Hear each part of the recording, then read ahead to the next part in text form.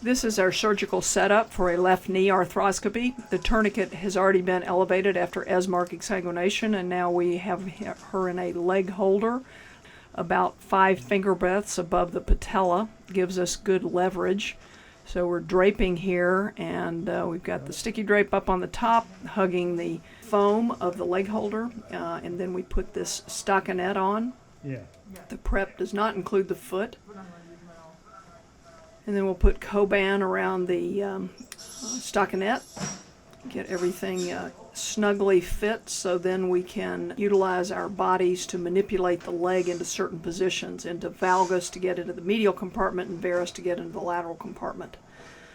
So putting the Coban on, and we're resting the leg on our body. You can look at various parts of the room, see how we're getting set up to put the camera straight above the patient.